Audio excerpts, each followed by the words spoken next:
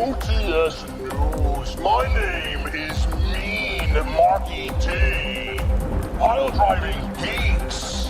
Since 1973, the biggest mark in the IWC. So word going around, ladies and gentlemen, is that WWE fired longtime management team member Mark Carano because of the incident with Mickie James. He sent her belongings to her home in a black trash bag. Now I'm going to go out there and say Mark Carano was wrongfully terminated. Everybody on social media, all the geeks on social media came out in defense of poor Mickie James. Oh my God, Mickie James. Let me tell you something, folks. Mark Carano is an icon. Mark Carano is a legend. Mark Carano is an inspiration. Why do I say these things that you might not agree? Well, I'm looking to get rid of Dana. Dana Brooks, my secretary, she is god-awful at literally everything in life. I mean, she couldn't wrestle, so I gave her a job because I felt pity for Dana Brooks. She can't even do that, man. She can't even get my cup of coffee right in the morning, man. Why do I even need her? I ask for 2 sugars, it seems like it's 6 sugars. I ask for cream, she gives me 2%. She can't do anything right. So what I'm going to do is I'm going to fire Dana Brooke from the OTS News studio. I'm going to send all her shit back in black trash bags. I may need about 6 or 7 trash bags because Dana Brooke sucks that badly. I am going to send all her shit back to her home in black trash bags, and I'm going to use Mark Carano as an influence on firing Dana Brooke. Mark Carano, justice for Mark Carano. And ladies and gentlemen, we just got some new merchandise inside the OTS venue. We now have official off-the-script beer koozies. If you want to keep your cold beverages ice cold, make sure you guys show up on the Monday Night Raw post show. We will be doing a beautiful giveaway to everybody that steps foot inside the OTS venue. I think Monday until construction is done, hopefully. I don't know when this fucking construction is going to be done, folks. I think the inside of the venue is supposed to be unveiled on Monday, but if not, I don't know what to tell you, man. I don't know what to tell you, but we got beer koozies. We got them available. They will be available soon. When construction is done on inside the venue, you guys will know, and your beverages will be cold.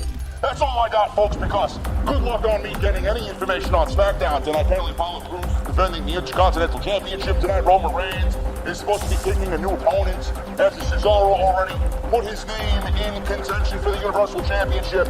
This company doesn't know what the fuck they are doing, so how the fuck could you guys expect me to know what the fuck is going on? Ladies and gentlemen, the show is about to begin. This is your SmackDown post show with your host, JT.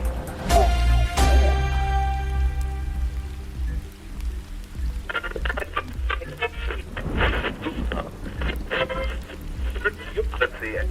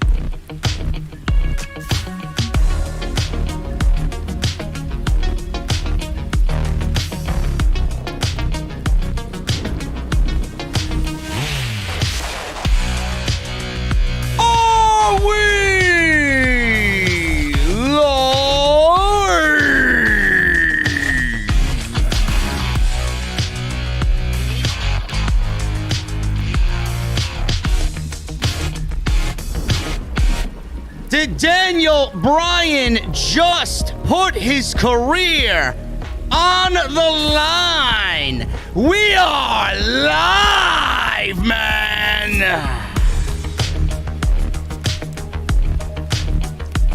Very interesting developments coming out of Friday Night SmackDown. We all thought it was going to be Cesaro that was next in line. But before we get to WWE Backlash, Roman Reigns is challenging. Yes, Roman Reigns is challenging Daniel Bryan for the Universal Championship. What does this mean for Daniel Bryan? Also, Apollo Crews defends the Intercontinental Championship against Kevin Owens.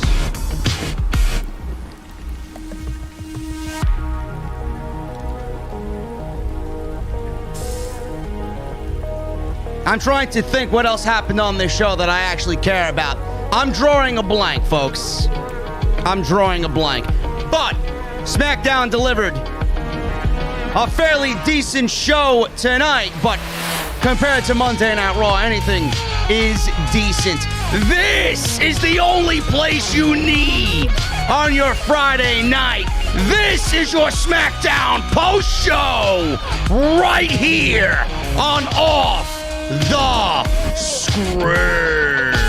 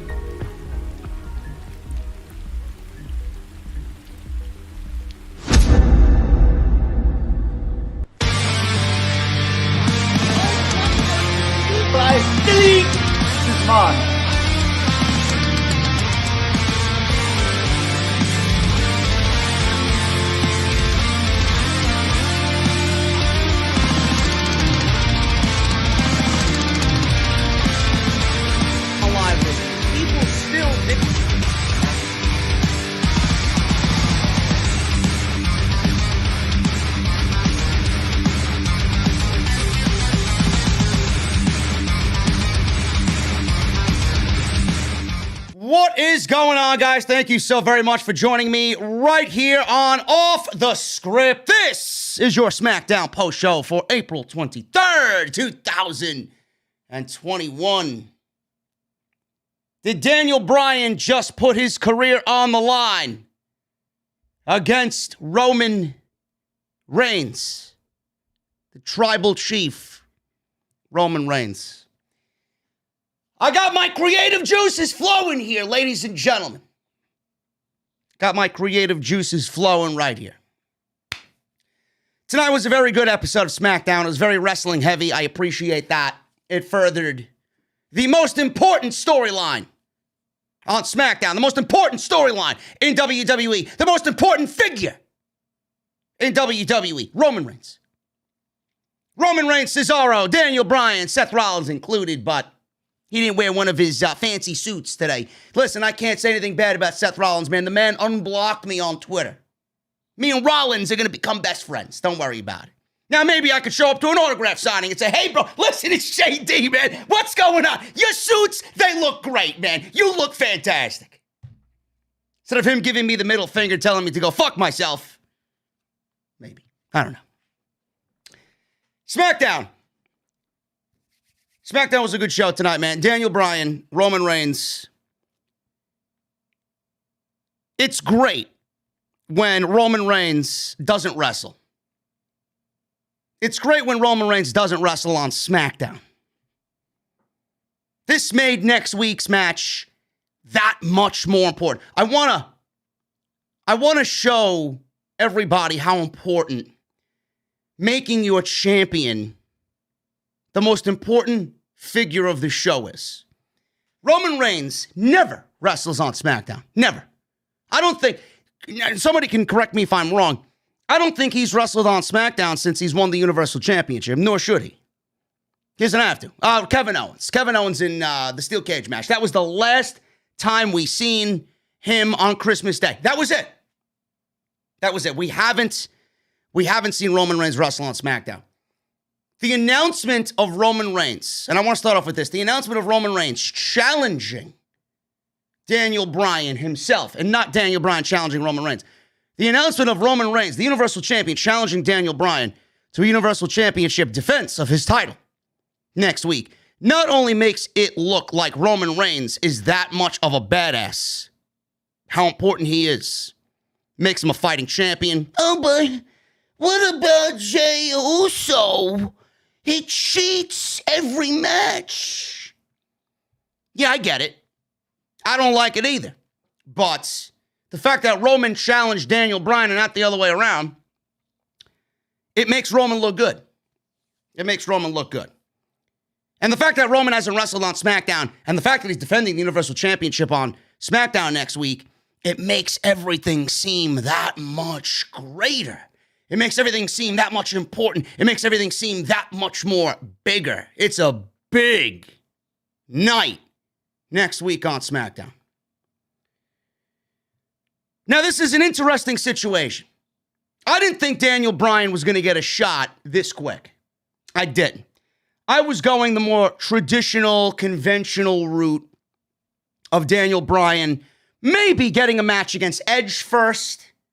But Edge seems to be on that Brock Lesnar schedule. I've seen people in the live stream chat asking where Edge has been. Edge is on that Brock Lesnar schedule, bro. He ain't coming back anytime soon. That man's got 20 contracted dates, 25 maybe per year. He wrestles 4 times a year. He wrestles at the Royal Rumble. He wrestles at WrestleMania. He wrestles at SummerSlam. And he wrestles at Survivor Series, maybe give or take, minus one of them and put in a Saudi show. Maybe he wrestles all 4 of those events and a Saudi show, makes some little extra dough on the side. I don't know.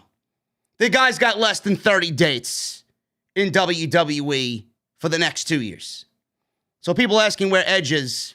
Edge ain't coming back until they got to build something for him at SummerSlam. I thought we were definitely going to get Edge and Daniel Bryan at WrestleMania Backlash. Not only does it make sense per the storyline, but it makes sense for the theme, which is awful, of the show. And I figured with Edge being out so much last year that he really owes WWE a couple extra dates. And I figured a match with Daniel Bryan, who would not want to see that match? But the reason why Edge was on TV so many weeks during WrestleMania season is because he gave back to the company, because they gave him a $9 million 3-year contract, and WWE was actually not getting a return on their investment. So clearly he had to give back some, hey, I was out for 9 months. I'll give you a couple extra dates that weren't originally tacked onto my contract, and there you go. So that's that. But WWE is flipping the switch. We're going Daniel Bryan, Roman Reigns next week on SmackDown. Never mind Backlash, never mind SummerSlam. But we're getting it next week on SmackDown for the Universal Championship. This does open the door for Cesaro and Roman Reigns at Backlash. It may also open up the door for Edge and Roman Reigns to get their one-on-one match. I would not be surprised at that either. But I think we're going to go with Cesaro because there's no reason why he's hanging around here and he's not going to be involved in some way, shape, or form in a Universal Championship match. Daniel Bryan is going to lose next week. No question. Daniel Bryan is going to lose to Roman Reigns next week. The way it was worded is Roman Reigns doesn't want to see Daniel Bryan on SmackDown ever again. This could mean multiple things. Does he lose and just go away? There's rumors that his contract is up. There's rumors that he wants to wrestle people outside of WWE. Kazuchika Okada, Will Ospreay, maybe Samoa Joe back on the indies. Maybe CM Punk. Maybe Daniel Bryan is the one guy to bring CM Punk out of retirement. Kenny Omega. You know Daniel Bryan wants to wrestle these types of opponent. You know he wants to. I'm not saying he's going to jump ship, but if WWE is sitting in a situation with Daniel Bryan and his contract is up and he doesn't want to sign, I could see him jumping ship. I could see him going to New Japan. I could see Daniel Bryan versus Okada at Wrestle Kingdom inside the Thunderdome. I could see Daniel Bryan and Will Ospreay at Wrestle Kingdom in the Thunderdome. I can see Daniel Bryan and Kenny Omega at some point in AEW. I could see it. He wants it. And imagine the magnitude of Daniel Bryan's presence in any other promotion, what he brings to the table. Now, I'm not saying that's going to happen, but it's out there that his contract is up in the summer. It's out there that he wants a part-time schedule.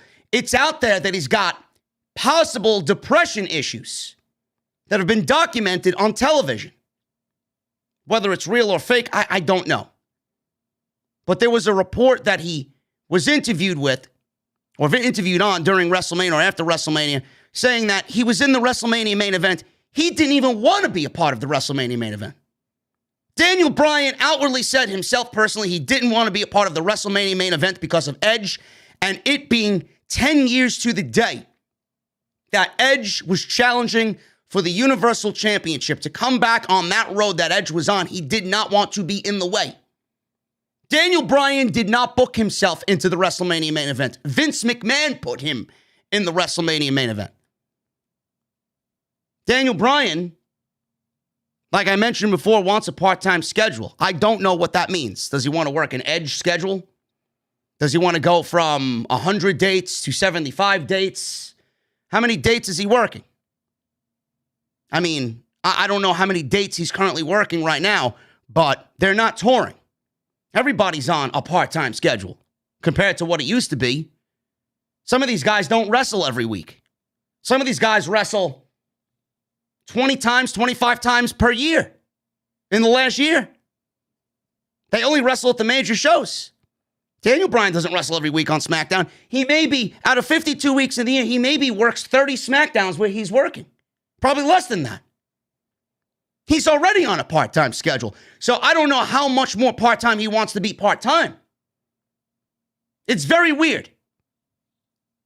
But the thing with this match next week is if Bryan and Reigns have this main event match, Bryan is inevitably losing. Roman Reigns is not losing this championship. Roman Reigns is not losing that Universal Championship. Not to Bryan, not to Edge, not to Cesaro, not to Big E, not to anybody. Not to anybody. There's nobody at Roman Reigns' level. There's absolutely no conceivable reason why anybody should be writing Roman Reigns away from the Universal Championship. So is this a career-ending match? Who knows? Bryan could be on his way out of WWE. It still could be a career-ending match because if he goes to Monday Night Raw, it's pretty much a career-ending match. Everybody that goes to Monday Night Raw has their careers ruined. But I'm going to stick with that. I think Bryan is going to Monday Night Raw. Why? Monday Night Raw is not doing well at all. It is literally a dying animal waiting to be put out of its misery. Monday Night Raw is the worst wrestling show on the planet. There's nothing worse than what Monday Night Raw is delivering right now as far as professional wrestling. Everything on the show seems lifeless. It is dull. It is boring. Some people don't even know who the champions are on Monday Night Raw. The main program on Raw is fucking T-Bar and Mace against Braun Strowman and Drew McIntyre. If you think that is going to get people to invest their interest, you may be the dumbest motherfucker on the face of the planet. Never mind in the internet wrestling community. Nobody wants it. If you say you want it, you're lying. You're full of shit. Daniel Bryan is going to Raw. Why is he going to Raw? Because Drew McIntyre, sorry to say, folks, No matter how good Drew McIntyre is on the microphone, no matter how good Drew McIntyre is in the ring, Drew McIntyre ain't drawing shit on Monday Night Raw. I don't give a fuck how many Bobby Lashley enthusiasts are out there, folks. Bobby Lashley was always meant to be a transitional champion. I said it then, and I'm going to say it now. Bobby Lashley is not the guy to lead Monday Night Raw. Bobby Lashley is not the guy that's going to make Monday Night Raw better at the top. In fact, there's been no change at the top. There's been no added importance to the top of Monday Night Raw with Bobby Lashley involved. None. So if everybody's saying, oh, this is a bad take, this is a wrong take, fuck your take. I take your take and I stick it up your pee hole. Fuck you. The only take that matters here is mine. Fuck your take. That's why Daniel Bryan is moving to Monday Night Raw. Because Bobby Lashley and Drew McIntyre can't cut shit. That program is as dead as fucking Dana Brooks' career. Give me a fucking break with this shit. That's what I do. WWE better be throwing Daniel Bryan a boatload of fucking money to keep that man and his talents on this program. Because Daniel Bryan's going to Monday Night Raw to win the WWE Championship. Daniel Bryan's going to Raw to win the WWE Championship. Drew McIntyre, nobody wants to see him as WWE Champion. Bobby Lashley, give me a fucking break. Give me a break. Please, please, enlighten me. How many opponents you want to see Bobby Lashley in the ring with against on Monday Night Raw? Who? Braun Strowman? Braun Strowman? Randy Orton, the Fiend? Give me a break, folks. Give me a break. Daniel Bryan is going to Monday Night Raw to beat either Drew McIntyre or Bobby Lashley because Monday Night Raw is absolutely fucking garbage. I'd much rather watch Daniel Bryan on Monday Night Raw than any single individual on that show. Daniel Bryan's in the most important storyline in all of WWE. So what Vince McMahon and Bruce should do is take part of this storyline, keep Roman doing what Roman is doing, move Daniel Bryan over to Monday Night Raw, have Daniel Bryan, obviously it's got to make sense. I'm not saying just throw him into a WWE Championship match. It's got to make sense. Throw Daniel Bryan into a Universal Championship match with Roman, have him lose, go over to Monday Night Raw, put him in a couple of matches, have him beat an AJ, have him beat this guy, have him beat this guy, get him a championship match against either Lashley and Drew McIntyre. And then, when all is said and done, and Daniel Bryan is the WWE Champion, what do we do? What do we do? We finally call up Adam Cole. Adam Cole comes to Monday Night Raw as a heel. He challenges for the WWE Championship, and the main program on Monday Night Raw is Adam Cole versus Daniel Bryan. That's what we do. Daniel Bryan and Adam Cole, and that is the main program at the top on Monday Night Raw. Goodbye. God only knows that this show needs a little fucking excitement. Because Drew McIntyre and Bobby Lashley ain't doing shit. Nobody on that show is going to make that title important at all. Nobody's going to bring any interest to the main program on Monday Night Raw at all. If you're looking at Bobby Lashley or Drew McIntyre or Braun Strowman, give me a fucking break, man. There's only one match, and they got history. Don't tell me they don't have history. They wrestled on SmackDown, on the best SmackDown in the last 3 years. WWE can easily go right back to that. You don't want to see Adam Cole be brought up to the main roster on SmackDown because that's where Roman Reigns resides. You want to see Adam Cole go to Monday Night Raw, not wrestle Drew McIntyre, not wrestle Bobby Lashley because that won't be believable, not wrestle anybody at that level, at that size of Randy Orton right away. You want to bring Adam Cole in to wrestle the best fucking wrestler on your roster, and that is Daniel fucking Bryan. Then you can do Adam Cole versus AJ Styles. Then you could do the Adam Coles versus the Randy Ortons. Then you could do the Adam Coles versus the Jeff Hardys. Maybe the Adam Coles versus the Keith Lees. Do you see what Adam Cole being WWE champion would do instantly to the Monday Night Raw brand? Do you see? You might as well put me in fucking charge. Adam Cole ain't going to SmackDown. He goes to SmackDown, he's dead in the water. I don't want to see him wrestle Big E, Kevin Owens, Apollo Crews, Sami Zayn. Adam Cole is much bigger than that, man. You got a Shawn Michaels fucking protege in Adam Cole. This guy either goes to the main roster and in the main event or nothing at all.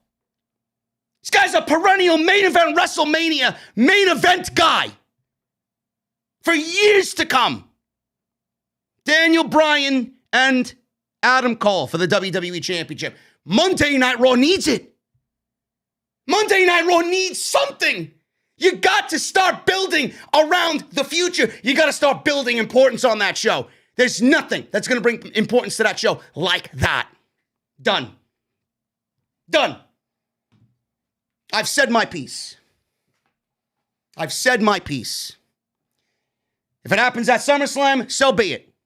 WWE has a couple of options they could do. That's one of them. WWE can have Daniel Bryan. It's not out of the realm of possibility, but usually I speak to the wall when I talk about merging divisions or merging titles, title for title unifications. Nobody listens to me. WWE could have Daniel Bryan do that same exact thing. Go to Monday Night Raw. Go to Monday Night Raw, and we could really build up SummerSlam against Roman Reigns. We could do a title versus title. We could do Roman Reigns versus Daniel Bryan, title versus title, Universal title versus WWE Championship. By all means, if that happens, unify the fucking titles, merge the brands, end the brand split. The brand split for the next 5 years will drive Monday Night Raw so far into the ground that not even Triple H, his sons, their sons and daughters, and every fucking generation of fucking Levesque after that, they're not going to be able to save Monday Night Raw. They're not going to be able to save Monday Night Raw, period. Maybe it's a unification match of sorts. Merge the rosters. Bryan goes to Raw, wins the championship, proves to Roman Reigns, hey, I won the championship over there. Now I'm coming back for you because I got a vendetta. I got this. I beat this guy. I beat that guy. I'm going to beat you. I got my head right. I'm coming back for you now. And build SummerSlam around that. Like Jesse said it. My partner on Wednesday night, he said it is legitimately the biggest match in WWE right now with current roster. Roman Reigns and Daniel Bryan is the biggest main event match that this company can produce with the current active roster. And there's nobody else. None. Not Big E. It's not Drew McIntyre. It's Daniel Bryan. Get it through your skulls. If you're telling me Big E, you're wrong. It's not even a fucking opinion at that point. It's wrong. Daniel Bryan and Roman Reigns is the biggest match that this company can produce. So why not build it to be the biggest thing of the entire year that transforms WWE into something else? Because this company is fucking dying. Creatively, it's dying. That's what I would do. That's what I would do. That's my open. That's my open. Got to work up a sweat before we get in here, man. Anyway, I appreciate you guys joining me tonight. SmackDown post show on Off the Script. Make sure you guys hit that thumbs up. We got 372 likes in the chat right now. Listen, we got 1,300 people. It's a slow night on Friday night for SmackDown. But that just goes to show you that the WWE product, there's nobody interested in it. We got 373 people in the chat right now. Guys, let's try for 750 in the chat right now. That is the goal. If you guys can help me out on that, I would greatly, greatly appreciate it. Make sure you guys follow me on Twitter at JDfromNY206. That's Twitter and Instagram. Follow me on both. Make sure you guys go check the Patreon page, patreon.com/JD from NY206. Make sure you guys go check all the other videos out that we did this week on the channel. Monday Night Raw, NXT on Tuesday. Jesse and I were live on Wednesday night for Dynamite. I'm live here tonight for SmackDown. And then tomorrow we got Off the Script, episode 373. We're going to talk about the Mark Carano firing. Mark Carano sending Mickie James a trash bag with all of her belongings and wrestling gear back to her private residence.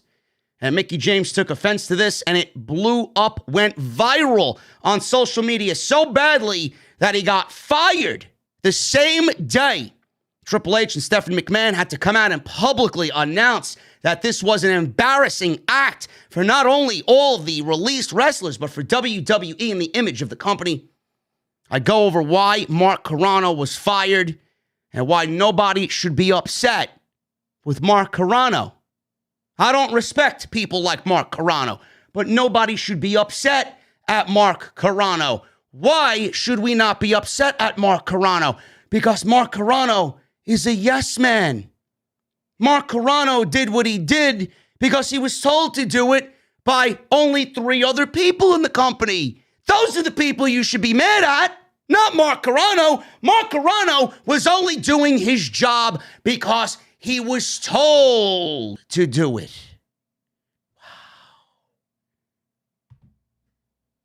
So that is the podcast tomorrow, man. Make sure you guys have those notifications on. 5 p.m. goes live on YouTube. Make sure you guys also subscribe to this channel. Hit the thumbs up. Like I said, 750 likes. Guys, look at us.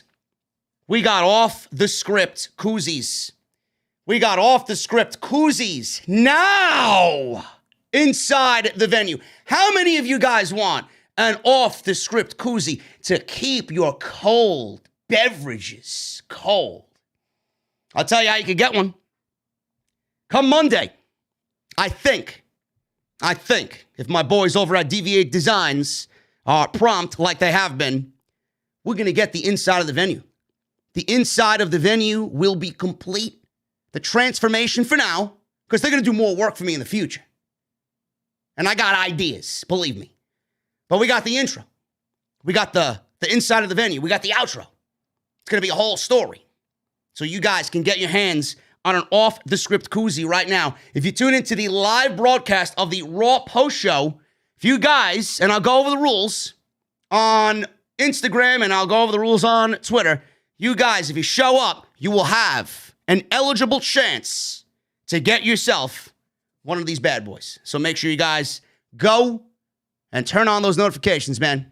Please, go and turn on those notifications. Monday should be the day. If not Monday, I will let you know. If not Monday, I will let you know. And today's show is sponsored by Dr. Squatch. DrSquatch.com. You guys are going to use code SCRIPTS at checkout for 20% off.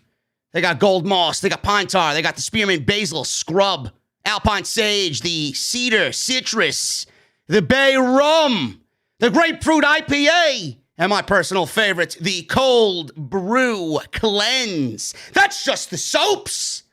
That's just the soaps, man. They got toothpaste, morning and night.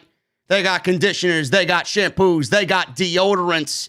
Everything you guys need for your hygiene needs, man. That is DrSquatch.com. Use code SCRIPT at checkout for 20% off. Daniel Bryan and Cesaro and Seth Rollins, Jey Uso, they all opened the show. Roman Reigns was out there as well. But this was pretty much focused on those 4 guys minus Roman Reigns. Cesaro came out because last week he was the guy that wanted to challenge Roman Reigns X, who's going to step up to challenge the Tribal Chief for the Universal Championship. Is there anybody even eligible? Is there anybody deserving of the chance? Cesaro was the guy to step up, and Roman Reigns walked out. He disrespected Cesaro, laughed at him, scoffed at him. You're not ready. The fuck you think you are, man? And he just walked away. So Cesaro this week stood in the middle of the ring, and Michael Cole and Pat McAfee were there. I got a little piece of information on Pat McAfee as well after this opening. Before Cesaro could speak, Seth Rollins came out, and he was in his ring gear. He came out not wearing any of his fancy suits. He came out there. He had new theme music, by the way. I believe what I heard was new theme music. They still got the burn it down in the beginning, but it sounds like it's new theme music. They got rid of his babyface theme. So they didn't go back to the Messiah theme. They just wrote him a completely new song. So he came out there to congratulate him for reaching and fulfilling his full potential. He said he was able to do it because he was in the ring with Seth Rollins at WrestleMania. Seth Rollins then called himself the new Mr. WrestleMania. It's amazing, folks. If you're going to call yourself Mr. WrestleMania, shouldn't you be winning at WrestleMania? I mean, really. He lost to Kevin Owens last year, and then he lost to Cesaro this year. By my account, Mr. Rollins, and please don't take this as a negative criticism, but I would assume you have to be Mr. WrestleMania and then win matches at the same time. From my, I guess, my watch, my imaginary watch, it looks like you lost 2 WrestleManias in a row. So how exactly does that make you the new Mr. WrestleMania? I don't know. Maybe he was playing 2K20 and he won a couple of matches in the WrestleMania arena. I don't know. Says he's been waiting for thank yous from Cesaro for giving him a great performance at WrestleMania, but instead Cesaro is ready to move on. Said the only reason Cesaro beat him was because the rain delay threw off his game. Oh, listen, bro, this ain't the MLB, bro. Okay? You don't go out there ready to go, and then the pitcher's warming up, and then there's a 2-hour rain delay, and then you send that pitcher right back out there. This ain't baseball, bro. This ain't baseball. You don't get another chance. You don't go to the bullpen and sit out a couple days and then make your rotation start 2 days later. I'm sorry. It doesn't work that way. Said his worst day, on his worst day and on his best day, Cesaro couldn't beat him again. So Cesaro asked if he's having a good day. He says he's having a great day, and it would be even better if he stepped into the ring to let him beat him again tonight. So Seth was about to march to the ring, and then out comes main event Jey Uso. Still no sign of Jimmy Uso. I wonder if Jimmy Uso is still even with the company. I don't know. So Jey Uso walked out and told Cesaro that he challenged the head of the table, Roman Reigns, but he doesn't belong in the ring with Reigns. Said if he didn't get the message last week, he will show him again tonight. Please, no more rematches. No more rematches, Bruce, please. We see enough of them every week on Monday Night Raw. So Seth had a talk with Uso and told him not to go there alone. He said they should surround him and strike him and teach him a lesson. So Daniel Bryan's music hits, and he came out to the stage. He started a yes chant with the virtual geeks on the Thunderdome screens. So he told Seth that he's out there because Cesaro beat him and he's embarrassed. He said Jey Uso came out probably because Reigns told him to. Bryan said he came out there to make sure Cesaro finally gets what he deserves. Seth and Jey began to walk away. Bryan says he has an infinite amount of respect for Cesaro because he's working harder than everyone else, including himself, Seth, and Jey, and then he mentioned Roman Reigns as well. He especially works harder than Roman Reigns, who is where he is because simply, Bryan said, family connections. I love it. Bryan hitting on those realism heartstrings right there, man. You gotta love it. Bryan going shoot on WWE. I love it. So Bryan asked if they want to fight. He was excited and wondered if Roman Reigns was going to come out and accept Cesaro's challenge. So Roman was obviously on his way out there. He said maybe Reigns would join them and attack them 3-on-2. Bryan said there's nobody he'd rather fight next to against 3 foes than Cesaro. So Reigns comes out. Reigns told Bryan he shouldn't be talking about hard work. He should be talking about how he did what he said he was going to do at WrestleMania. He pointed at his shirt that says something about stack him and pin him or something like that. So he pointed at his shirt and it said something about pinning somebody. I don't know the exact phrase on his shirt. He said Bryan is the guy on the bottom. He said Bryan and Cesaro are losers, but they're top tier losers. He started laughing. He says, Bryan and Cesaro, you're both main event losers. You're WrestleMania main event losers. On top of that, he told Cesaro he's a stupid loser because he's out there running his mouth and talking smack when he's surrounded by people who are going to whoop his ass. Good luck with that, he said. And that was it. This led to a tag team match between Seth Rollins, Jey Uso teaming up against Cesaro, and Daniel Bryan. This was a very good tag team match that pretty much took up the bulk of the first 40 minutes of the show. And we'll get into this match in a little bit. But I want to mention something about Daniel Bryan, and I want to mention something about Pat McAfee. Pat McAfee's out there, did another fantastic job tonight on color commentary. Pat McAfee was actually on his own show, and he said something in regards to his performance last week. So he debuted last week on Friday Night SmackDown. A lot of fans, including myself, enjoyed what he brought to the show. I think he does a great job. And McAfee thought last week he was terrible. He said he stunk up the joint. I don't know why he would say that, but he's hard on himself. I don't know why.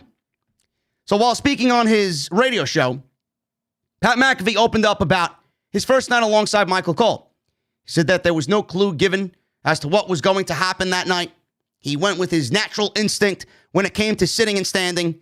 In the end, McAfee thinks that he stunk, but that leaves plenty of room for improvement. He says this, and I quote, "I had no clue what was going to happen all night. No clue. I do believe that is the plan going forward, just to keep me out of the blue. If so, I had an absolute blast. I do not think I was anywhere near what I can get to as a commentator for professional wrestling. I used a lot of words over and over again. I was scared to have too much bass in my voice because I didn't want people to think I was trying to dominate the call. But sometimes I sounded too soft. The standing, my natural instinct is to stand when something happens. I guess a lot of people didn't enjoy that. I appreciate that because that was potentially something that could get me into some shit. A lot of people say you need to stay. The clip of us coming back to the too hot of me standing and Michael Cole sitting and me being caught in a situation where I'm like, I don't know if I should stand or sit right now. That was an ad-libbed moment that pops up and is incredible. I had a blast. I think I stunk, but I have a better chance to get, or I have a chance to get better, end quote. Now, the standing part, I didn't really mind that because Morrow used to do that in NXT all the time when something big used to happen. He used to jump out of his seat. Now, this isn't NXT with Morrow or Nala calling the commentary. I mean, give me a fucking break. It's not even on the same planet. But Morrow used to do that because the action called for it. It showed how genuine he was. It showed how passionate he was about what he was doing. So if Pat McAfee wants to do that, then by all means, sir, do that. No WWE commentator has ever done that. If you feel there is a need to do that, or if you're genuinely excited about something, that's going to resonate through the television because that's something we don't see on SmackDown or Raw because everybody's cut from the same cloth. They come from the same manufacturing department. They come from the same conveyor belt. They're all fucking robots. They're all told to do what to do, and they're all told what to say. It's not cool. It's not right. It's not genuine. If you want to fucking stand up during a goddamn match or stand and applaud after the match is over, by all means, do it. I remember back in the day when fucking Macho Man Randy Savage called the 1993 King of the Ring. He was on commentary with Jim Ross and Bobby the Brain Heenan. Randy Savage, when Bret Hart won the fucking King of the Ring, motherfucker jumped into the ring to swarm Bret Hart after he just wrestled 3 times in one night. Got his ass kicked by Bam Bam Bigelow in the fucking finals. And then he went back to commentary and he was fucking overjoyed with glee that Bret Hart won the King of the Ring. That was genuine. Why would you ever tone down Macho Man Randy Savage in that moment? Why would you ever tell Macho Man not to do the shit that Macho Man should be doing? Why would you ever tell Morrow not to be Morrow? Why would you ever tell Pat McAfee to not be Pat McAfee? The one thing that these shows need is someone that is cut from a different cloth than the WWE commentary team. Keep doing what you're doing, bro. Keep doing what you're doing. That's what I want to see on SmackDown, and that's what's going to get me to care about the show a little bit more than I did the previous week. Daniel Bryan. I want to talk about Daniel Bryan before we get into this match. Daniel Bryan actually tried to stay out of the WrestleMania main event. He wanted no part of the WrestleMania main event. For all the edgeheads and all the people that were telling me Bryan doesn't belong there, Bryan is a third wheel, this match is worse with Daniel Bryan in it. My God, man, how people are fucking stupid, really.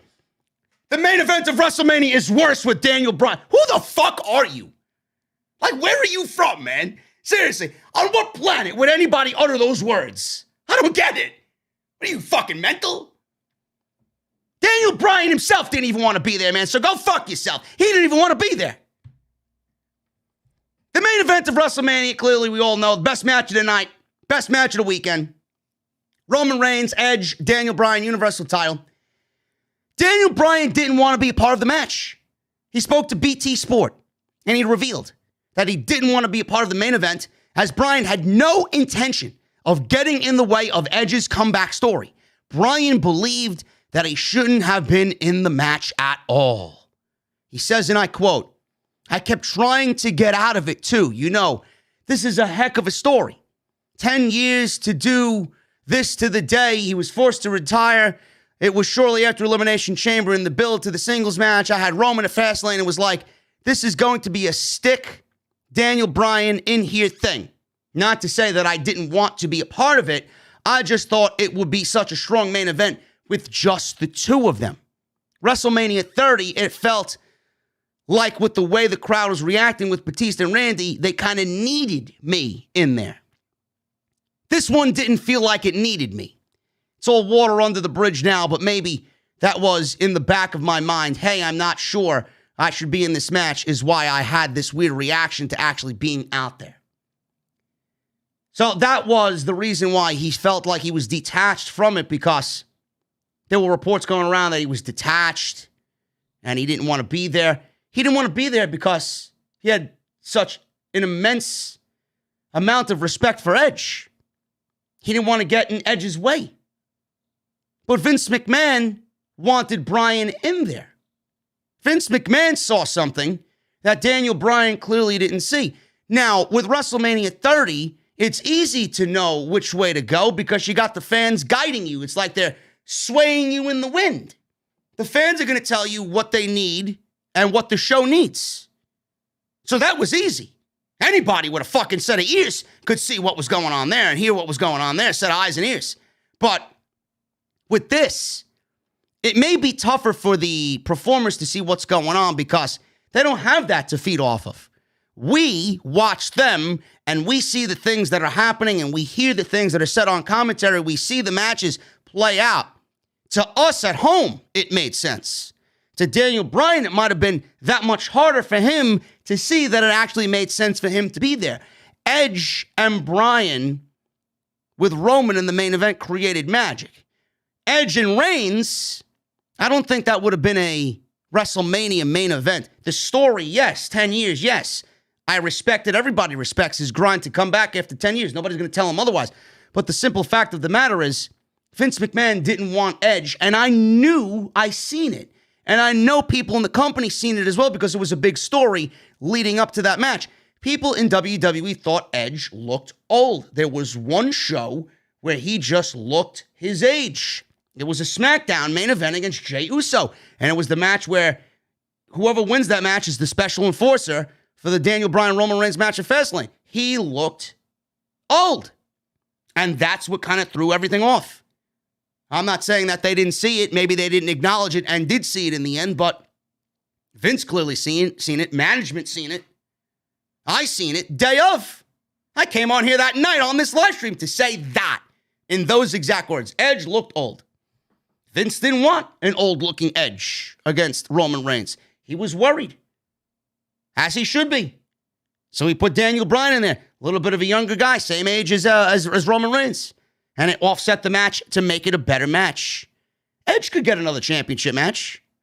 I mean, for all we know, Edge, like I mentioned in the beginning, Edge could go back to Monday Night Raw and chase down Daniel Bryan. We could get Daniel Bryan versus Edge. Doesn't have to be Daniel Bryan and Adam Cole. It could be Adam Cole and Edge.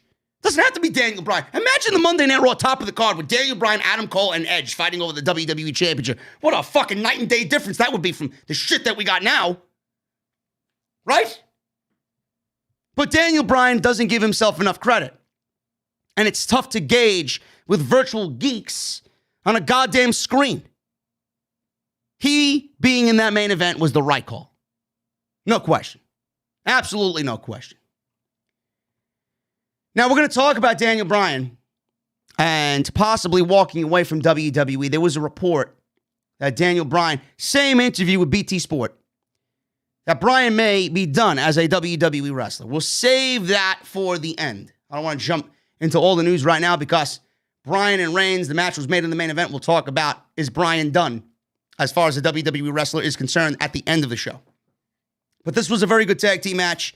Like I said, it took up the majority of the first hour, 40 minutes, in fact. Took up 40 minutes of SmackDown. So, all four of these guys are brawling in the ring. Referee kind of restored order. Bell didn't ring, but they were all beating each other up. They finally officially started the match. And the faces had the early advantage here. So Bryan and Cesaro had the early advantage. Cesaro hit a suplex on Uso. Rollins hit a sling blade on Cesaro. He took over for a little bit. Then the heels started to isolate the baby faces in their portion of the ring. Rollins slowed the pace a little bit, doing the heel work. Rollins jumped off the second turnbuckle, but Cesaro caught him. Hit a tilt-a-whirl backbreaker. Bryan got the hot tag, went crazy on Rollins. Rollins attempted a Pele kick, but Bryan caught him in an ankle lock. Bryan hit a German suplex for a near fall. Then the heels, Uso and Rollins, regained control after a buckle bomb on Daniel Bryan. Uso hit a big splash for a near fall. And the heels, again, were back in complete control. They isolated Bryan this time in their portion of the ring. Rollins hit Bryan in the back of the head with a series of near falls. Bryan made a little bit of a comeback, but Uso hit a Samoan drop for a near fall. Rollins whipped Bryan into the corner hard. Bryan ran up the corner, did his signature Bryan flip up over the top, collided with Rollins in the middle of the ring. Cesaro tagged in, took out Uso with an uppercut. Uso avoided the giant swing, but got caught with another uppercut. Bryan sent Rollins to the floor, hit a suicide dive. Uso knocked Cesaro to the floor. He attempted a suicide dive, but Cesaro cut him off with an uppercut. Cesaro jumped back in the ring. Uso caught him with a super kick. So we got a lot of commercial breaks in this thing, folks. That's how long it was. So Cesaro and Rollins back in the ring now. They traded shots. Cesaro attempted a giant swing, but Rollins rolled him up for a near fall. Cesaro recovered, locked in a sharp shooter on Rollins. Uso then took care of Cesaro with a super kick to save Rollins from this submission hold. Uso climbed up top. Cesaro cut him off with another uppercut. Rollins then walked away from the match, and he started yelling, "I'm Seth Rollins! I'm Seth Rollins!" Something along those lines. So he walked away from Uso. Can't imagine Reigns is going to be too happy with Mr. Rollins. But he walked away, and that is when the baby faces took over. Cesaro hit a superplex on Uso. Bryan followed up with a running knee, and that was it for the win. After the match, Bryan and Cesaro pretty much took control of the show. Bryan called for Reigns to come on out. Come back out, Mr. Tribal Chief. Jay went after Cesaro from behind, but Cesaro blocked him and gave him a big Cesaro swing. Bryan started to count along with every revolution of the Cesaro swing. Cesaro let go after about 11. I counted. So after 11 swings, then gave Jey Uso an uppercut when Jey stood or tried to stand back up. Bryan says Cesaro might be afraid of him, and all these swings is putting fear in Roman Reigns. Cesaro said they're waiting. He said Reigns won't even come out to save his own cousin, so that shows what kind of family man he is. Bryan asked Cesaro to swing Jey again. Cesaro wondered if that would work, so Cesaro dragged Jey back to the middle of the ring. And this time, 20 revolutions of the Cesaro swing. So 31 in total on Jey Uso. Bryan all the while was taunting Reigns and trying to coerce him to come out. He asked if Reigns is afraid. Is Roman Reigns that afraid? So he said that he couldn't beat him without Edge's help. And he couldn't beat Edge without Jey's help. And he knows that he can't beat Cesaro. He said Reigns won't come out because he's afraid he'd lose a one-on-one title match. Listen, man, I enjoyed the shit out of this. I really did. The match itself really didn't mean anything. It was just a prolonged, long, arduous match to beat the shit out of Jey Uso. And that's what we got. They could have did all this without doing the match. I'm grateful that we got a great tag team match, but a little too much. The entire segment and the entire sequence of what happened here on SmackDown was all about the beginning and then the end. The middle, the match, really didn't matter at all. But it was a good match. And the ending here with Bryan being the antagonist, trying to get Reigns to come on out by pretty much torturing Jey Uso, was a nice little touch. I really, really, really liked that. Adam Pearce was with Sonya Deville. They were chatting. Apollo Crews and Commander Aziz interrupted. Crews said Big E doesn't deserve a match for the Intercontinental Championship. Big E was there. And Pearce said Big E will get his opportunity again soon. But Crews had to put the title on the line. He said it will either be against Big E or this man, Kevin Owens. So Big E would either get his championship match against Crews or Kevin Owens. So that's that. Kevin Owens now in the IC title picture. Man, listen, Apollo Crews, Big E, Kevin Owens, Sami Zayn in the IC title picture. I like it. That sounds good, man. That sounds very, very good. Kayla Braxton interviewed Jey Uso backstage. She asked how he feels about his partner abandoning him and then getting two Cesaro swings. He said Cesaro disrespected him, so he's about to be put down. Jey Uso simply doesn't give a shit. He just has, let me please the tribal chief in his sights. That's all he cares about. That's all he cares about, does Jey Uso. Nia Jax with Shayna Baszler versus Tamina with Natalya. Nia Jax with Shayna Baszler versus Tamina.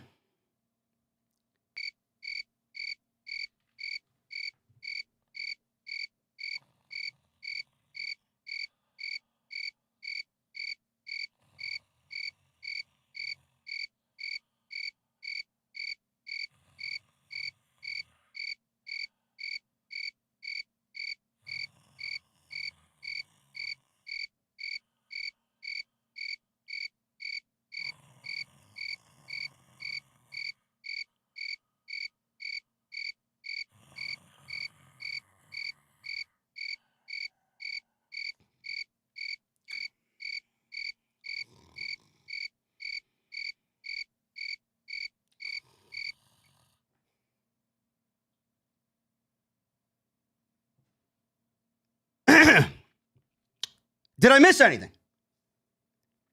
No? Moving on. Kayla Braxton interviewed Kevin Owens about getting an IC title shot. Anyway, let me see the chat. Let me see the chat. Oh, man. Anyway, Kayla Braxton was backstage against, not Kayla Braxton again. She was interviewing Kevin Owens getting an IC title shot. Kevin Owens said that he's been waiting a long time for this and is really excited about it. Big E walked in and he told Owens he's jumping the line. He said this should be his match. Owens says he's totally right. He should get a rematch, but tonight it's his opportunity.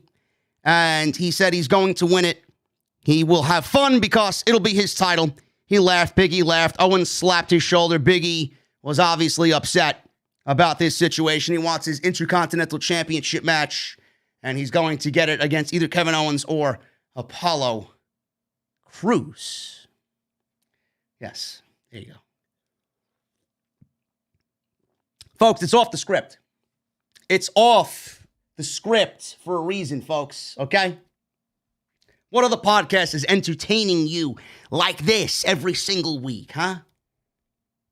They don't exist. I've been having trouble sleeping, man. You know what? I may run that match back. I'll be out like a fucking baby later on tonight. Did I miss anything? No. Neither did you.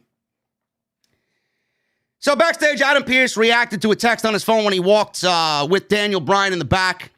Or Bryan walked in, rather. Bryan said Cesaro deserves the opportunity. Pearce says it's not that simple, but he's trying. Bryan told him to do more than just try. Yes, Bruce. Yes, Bruce. Please do more than just try. Why don't you just do? Apollo Crews with Commander Aziz. And his fucking Nigerian nail. Can I use some of those nails to fucking by the coffins and nail the coffins of several people on this roster. Maybe Ricochet. Maybe Ricochet needs a Nigerian nail in his coffin. This was a very good match. Apollo Crews versus Kevin Owens for the IC title. Kevin Owens in the IC title picture. I like it. It's exactly where he needs to be. Let's build him up. So Owens had an early advantage with a side headlock. Crews tried to fight back, but Owens went to a headlock. Crews broke free. Owens hit a standing dropkick. Nicely done by the big man. Crews locked in a side headlock, but Owens broke free. Little back and forth here. Nice little chain wrestling back and forth. He had a back elbow and a senton to take over. Did Owens. Owens sent Crews to the floor. Went for a suicide dive. But Commander Aziz was there. He was standing in the way, and Owens did not make the dive. Crews took advantage and regained control, and he followed up with a suplex for a near fall. Crews tossed Owens to the floor. Crews attempted a moonsault off the apron, but Owens moved and hit a super kick. Owens hit a swanton bomb for a near fall. Suddenly, Sami Zayn's music hit, and he walked towards the ring. Zayn joined Pat McAfee and Michael Cole on commentary. Crews and Owens were fighting on the top turnbuckle. Crews knocked Owens to the mat. Owens avoided Crews and hit a super kick for a near fall. Crews dropped Owens on the top rope. He followed up with a clothesline for a near fall of his own. Crews hit a rolling German suplex ×3 on Owens. Went for a cover. Crews missed a splash. Owens hit a German suplex of his own. Owens hit 2 cannonballs. Owens attempted the stunner, but Crews avoided it. Owens rocked Crews with a super kick and a pop-up powerbomb, which looked beautiful. Did the pop-up powerbomb. Owens climbed to the top rope. Crews rolled to the floor. Owens hit a splash off the apron on Crews on the outside, which looked great. Owens threw Crews back in the ring, but Commander Aziz is out there, and he jumped the apron. Crews took advantage of the distraction by Aziz and rolled up Owens for the win. After the match, Owens gave Crews the stunner, but Commander Aziz got in there, and he hit Owens with the Nigerian nail. Owens was on camera spitting up God knows what, selling the Nigerian nail. I guess that's what they're going with, folks. They gave Commander Aziz Umaga's finishing maneuver. Great job. Keep the spirit of Umanga alive. In the back, Caleb Braxton. Oh, actually, by the way, after the match, Sami Zayn started dancing. Sami Zayn is one hell of a fucking dancer, bro. He really is. Sami Zayn is one hell of a dancer. Maybe I should call Sami Zayn up. Bro, listen, I need dance lessons, man. I really do. You got those smooth moves. Anyway. Caleb Braxton interviewed Paul Heyman, and she asked Heyman if Reigns will accept Cesaro's challenge tonight. Heyman said she's probing Paul Heyman for answers, but she's beautiful. He says he admires and loves the man. He says that he made a name for himself with only one name, such as Drake and Madonna. He said his favorite Cesaro. Well, he's his favorite Cesaro. Heyman said customer satisfaction is the highest priority on the island of relevancy.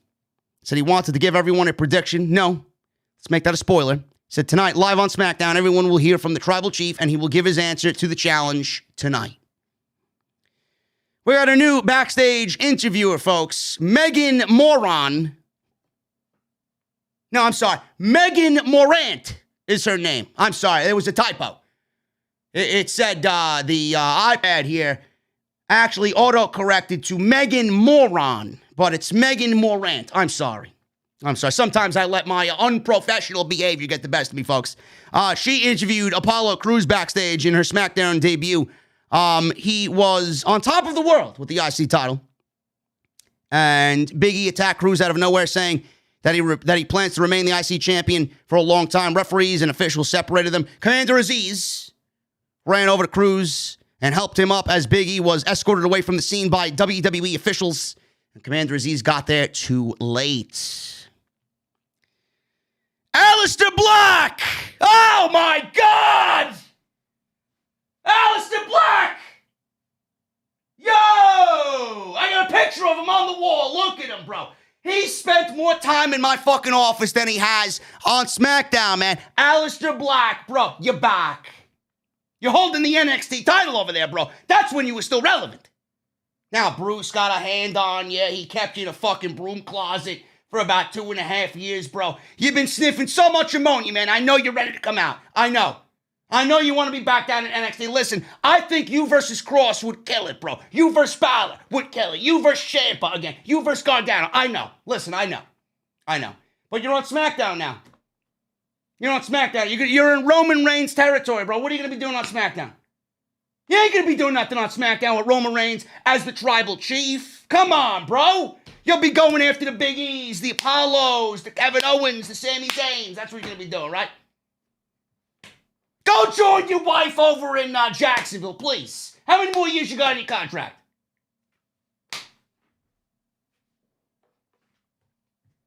Aleister Black's alive! He lives! Oh, man. He lives, man. Aleister Black was sitting in a chair. He was sitting in a chair. He no longer is sitting in the broom closet. But he's got candles all around him. He's got a nice fancy leather chair. He's got a little smoke coming up from the ground. Maybe he was puffing the Magic Dragon a little bit before the promo. I don't know. He was sitting in this dark, foggy room surrounded by candles. You know, the candles that Vince McMahon took away from his ring entrance. Yeah, those are gone. So now they're used for this backstage vignette. Said he wants to read them some truth. He says, Chapter 1 is called The Dragon. He talked about attending funerals as a child, which his father called a celebration of life and death. You know what I call a funeral too? Monday Night Raw, where we celebrate the life and death of careers. Good thing he's not on Raw. He said over time, his father became more distant. Said he wasn't taught how to defeat the dragon, but rather how to become the dragon. He said, those gawking at the screen, he was speaking to the geeks watching the screen, watching the show, that he is nothing like them and he would never help them at all. He said they reveal the true rotten nature of mean with their lies and deceit. Sounds like he's explaining Bruce Pritchard. Sounds like he's explaining Bruce in this promo.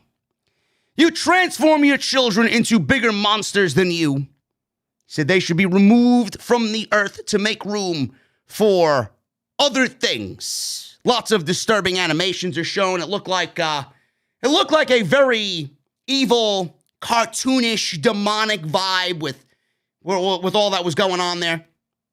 I thought this was great. I thought this was awesome. The return of Aleister Black is fucking great after all this time. I'm glad that they're using him. I don't know what it means. I don't know half of what he talked about here, but I'm interested to see. Now, he looks fantastic, man. His beard got a little bigger. His beard got a little thicker. He's got some fancy glasses on. Looks like he should be touring with the fucking Beatles in 1960. Aleister Black. I love it. It's great. It is really, really great. Happy to see the man back on TV.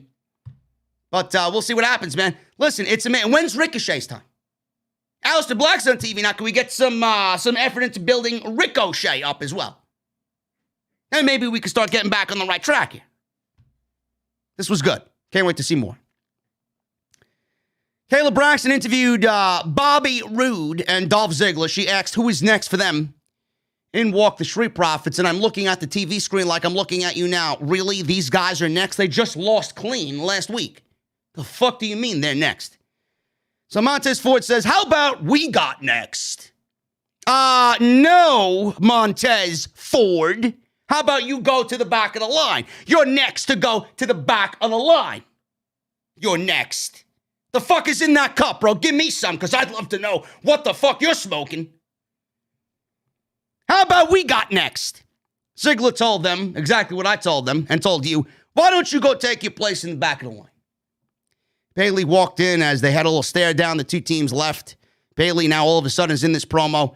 Braxton was interviewing Bayley. Bayley told Kayla Braxton she is the ultimate role model and the longest reigning SmackDown Women's Champion in SmackDown history. She talked about Bianca Belair. She said she saw how scared she was when she first arrived, but she took her under her wing. She said she was never given a thank you. So at Backlash, she's taking back what's hers and taking her rightful place at the top of the division she had built. So Montez Ford came back into the promo, and he was on his iPhone. He was on his iPhone. Now, what I noticed, because I have an eagle eye for these things, I don't know why Montez Ford went with the smallest iPhone in the world. I figured Montez Ford would be the type of guy that has an XL iPhone or an iPhone Max. This thing looked like it was an iPhone fucking 3. Anyway, Bianca Belair was on it, and he was saying, hey, babe, listen, I got Bayley here. And she's like, who? Bayley, she's talking all this shit to you right now, standing in front of me. And then Bianca Belair was, oh, really? I'll be right there. I'll be right there. I don't know where she was that he had to place a phone call. I'm assuming she's in the same venue. I don't know how big the Yingling Center is, but he called her, and she said she'd be right over. So she said she'd be right there. Bayley said she'll wait and say it to her face. So Belair showed up, told Bayley to repeat what she said, but this time to her face. Bayley said she wanted to congratulate her for making history at WrestleMania, and it'll be an honor to be your first challenger for the SmackDown Women's Championship. She said she showed the WWE she's the EST of the WWE. Bayley said the way she picked Sasha Banks over her and carried her up the stairs was impressive. She said it'll be an honor to face her at Backlash. As Belair told Braxton that wasn't what she expected from Bayley. Bayley then kind of changed face here and broke out into laughter. Everything she said was sarcastic. Everything she said was full of sarcasm, laughed, and then walked away. I love Bayley. I really do. Bayley is awesome. What is not awesome is Dominik and Rey Mysterio versus Chad Gable and Otis. This has to be like 6 different times in the last month and a half. Had to be at least 6 different matches between these two teams in the last 7 weeks. Had to be. I knew. I said this on tomorrow's show. It's already recorded. Said this on tomorrow's show. With the Street Profits out of title contention now, it makes way for Dominik and Rey Mysterio.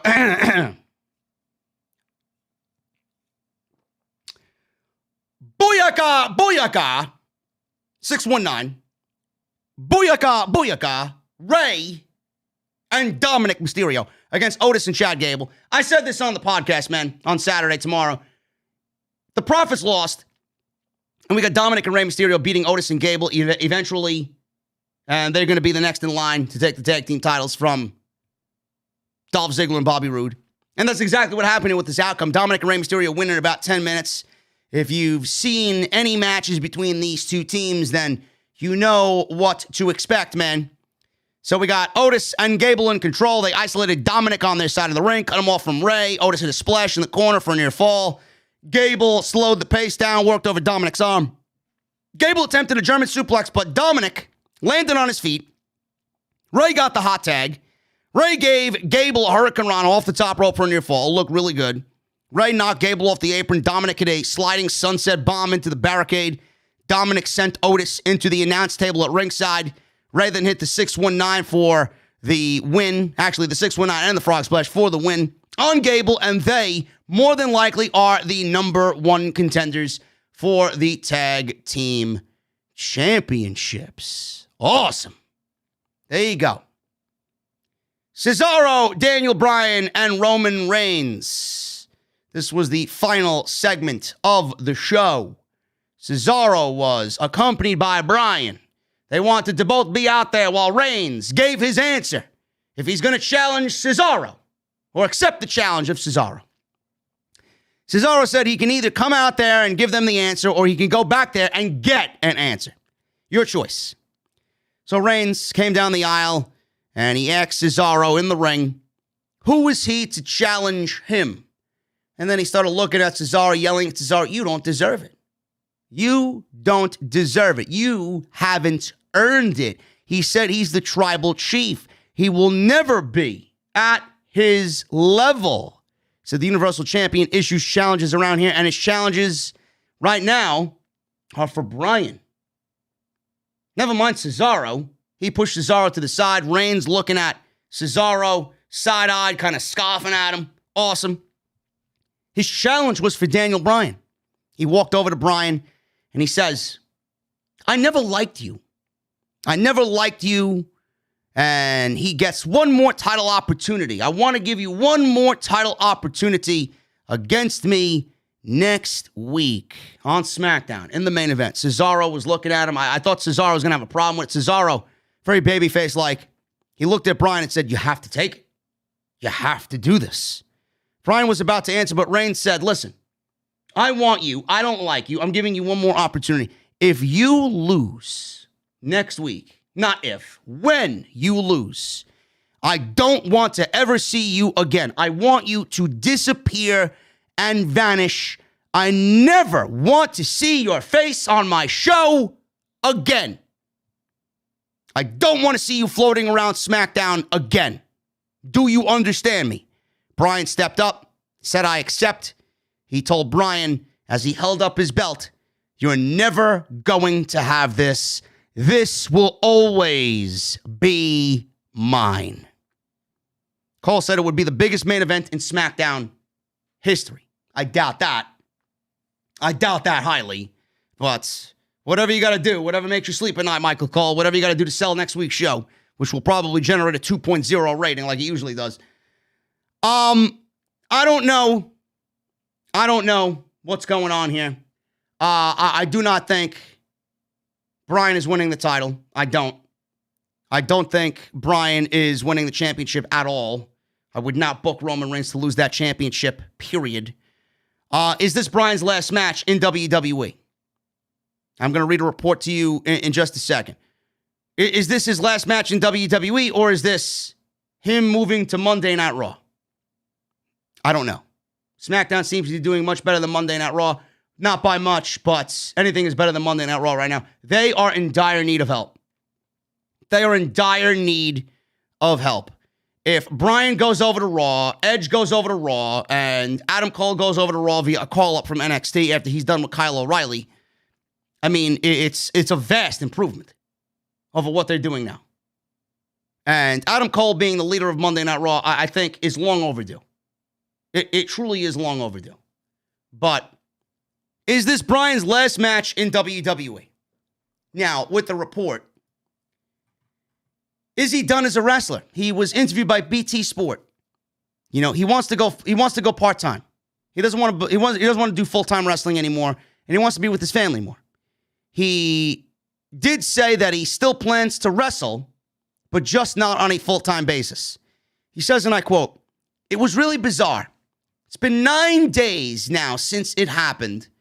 It's taken me time to fully process what the experience was like, and it wasn't like a normal thing. I felt very out of body in it. When I'm wrestling, I feel everything, and I feel like I'm enjoying it and I'm having fun. This was weird.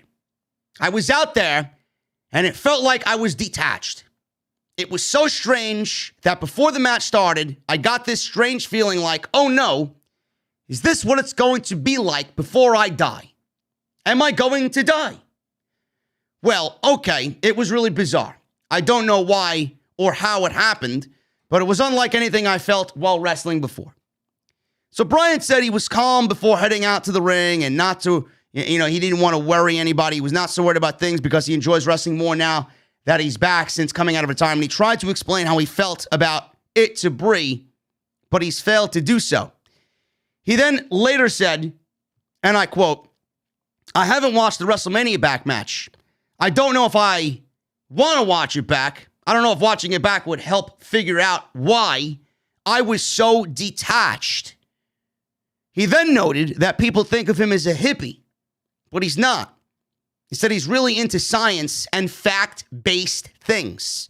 He says, and I quote, "Maybe it was a sign that it's time to let go of being a full-time wrestler, which is something that I've been thinking about for a while." End quote.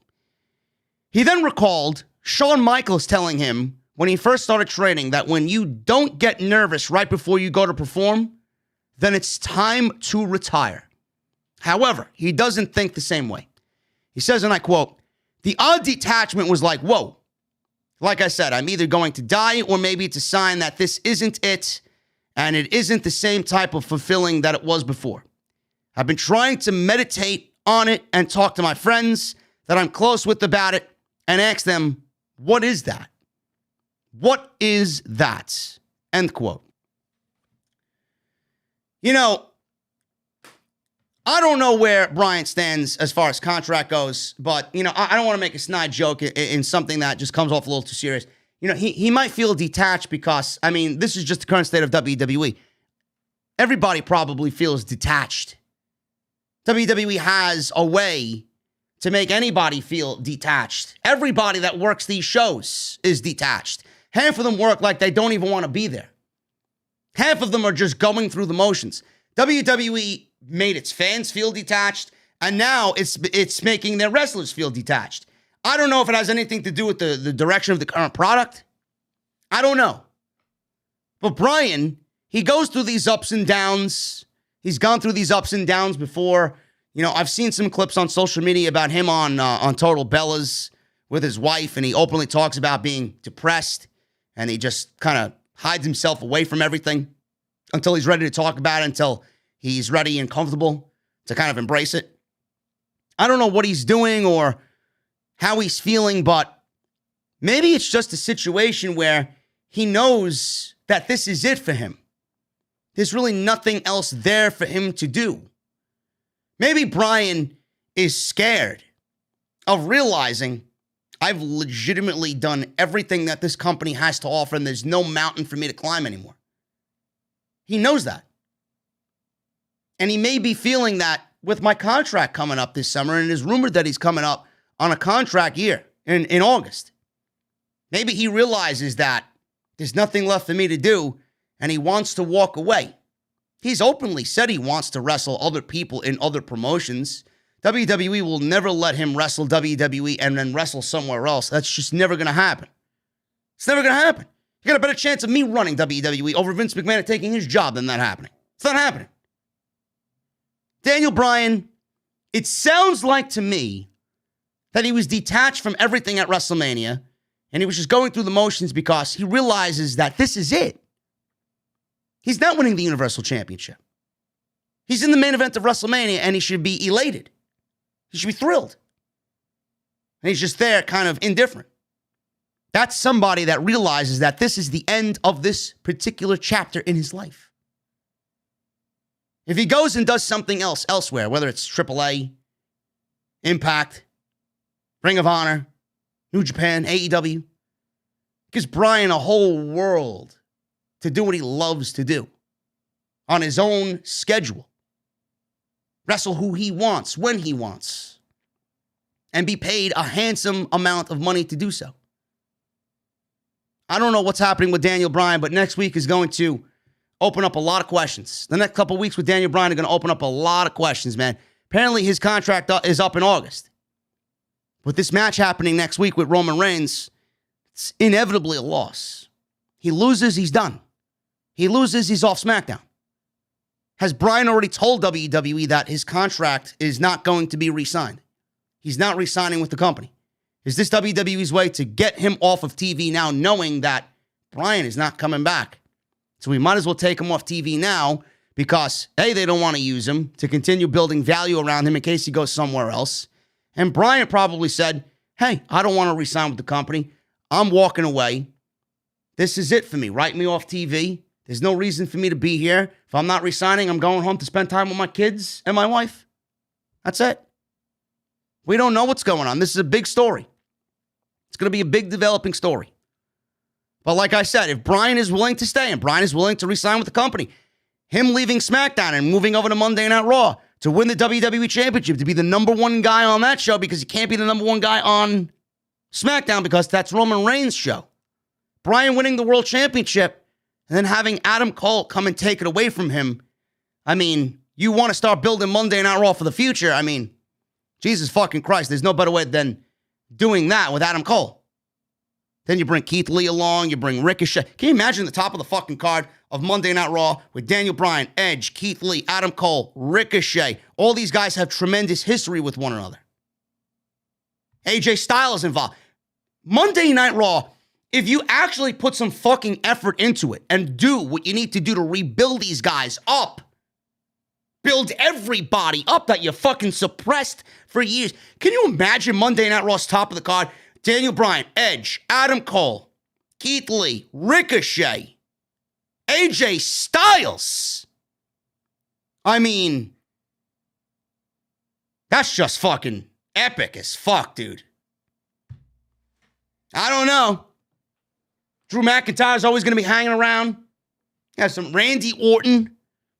And you got some fun. You got a whole new show, if that's the fucking case. Holy shit. That's what I'm talking about. Honestly. That's what I'm talking about. Guys, I appreciate you stopping by today, man. I really do. We got 1,500 inside the OTS venue, man. Make sure you guys hit those thumbs up. 625 likes right now. Let's strive for 750 on the live stream. That's what I want to see, man. Hit that thumbs up if you have not done so already. Go check out Dr. Squatch, drsquatch.com, using code SCRIPTS at checkout to save 20% off your purchase. I know you guys want to smell your best, you want to feel your best, you want to look your best. You already listen to the best, man. Use and listen to the best. That's Dr. Squatch and OTS, man. Perfect partnership. Use code SCRIPT at checkout. Follow me on Twitter as well, at JDfromNY206. That's Twitter and Instagram. And hit that subscribe button and turn on the bell for all notifications, man. We're going to read the super chats in just a little bit, but off the script koozies, man. Follow me on Twitter. Follow me on Instagram. I will let you guys know where to get them and how to get them as soon as I know when the inside of the venue is completed. And it's looking magnificent, man. I can't wait to show you guys. Let's go over these super chats, man. We got a couple that I got to run through here. Let me see who the top is here. We got Michael Raymond with a super chat. And let's see. Let me go through these in a second. I'll be right with you. All right. We got Daniel Easter Day with the $2 super chat. I hope you're doing better after yesterday. Thank you, brother. It was a stressful day yesterday. Got some sleep. I feel okay today. Thank you for the $2, man. TLG Kevin with a $4.99 and a $19.99 super chat. Thank you, brother. Keep stimulating me, brother. Hope you're feeling better, JD. I hate seeing you like that. I never want anyone to go through depression or anything of the sort. We're here for you. Man, I just needed sleep. I just needed sleep, brother. And the stream on Twitch really just, oh, man, it was just a bad day. Just a really bad day on Twitch, and I always push myself to do more. I really do. But thank you for the super chats, man. I appreciate you. Michael Raymond with a $10 super chat. Orton and Riddle form a team. While smoking, Riddle starts hearing the voices in Orton's head. The voices make Orton despise shoes too. Together they burn down a famous footwear. Could RK Bro save Raw? No. No, they cannot.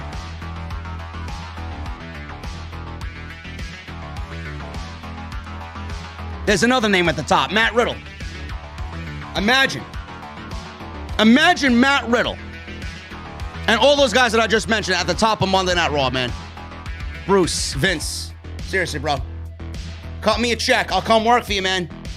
I'm not that far from I-95, man. I'll be there at 9 a.m. Rick O'Shea, $4.99 super chat. Had to miss SmackDown tonight. The Good Brothers were hosting Meatballs on Access TV. Fantastic film. Did I make the right choice? That's only up to you to decide. Rick O'Shea. I don't watch anything on Access TV, brother.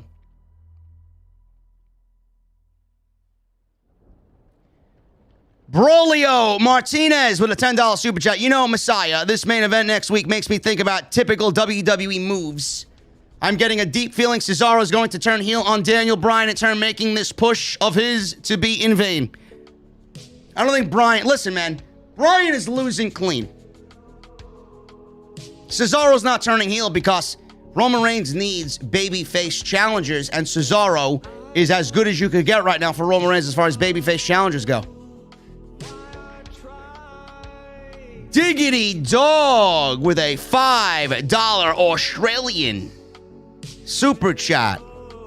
Hey, JD, love your work. What are you doing this weekend to celebrate The 25th anniversary of Good Charlotte.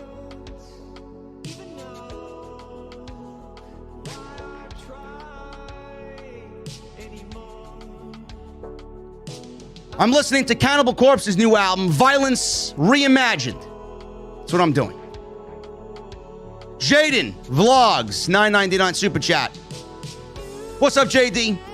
Just want to say you're the #1 podcaster in the world. And it's also it's family, y'all. Stay safe. The world is crazy, man. Thank you, Jaden. Thank you for the kind words, man. Michelle Moran. Brian's contract is up in September. Can we have a Christmas present of him versus Omega? With the $5 super chat. Possibly. Possibly. It's not out of the realm of possibility. Michelle, thank you for the $5 super chat. Michael Raymond with a $4 super chat. Daniel Bryan will be Cesaro's manager. Last one had a typo. Daniel Bryan will not be Cesaro's manager. Cesaro doesn't need a manager.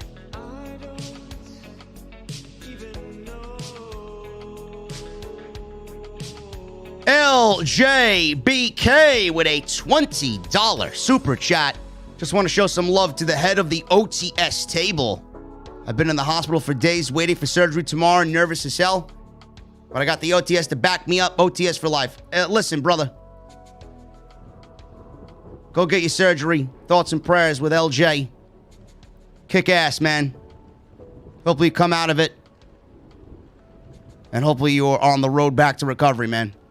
Appreciate you and the $20. Get well, man. Team Forward, $5 super chat. WWE needs to do better with their talent. Roman Reigns and Alexa Bliss can't do it on their own. Roman Reigns can't do it on his own.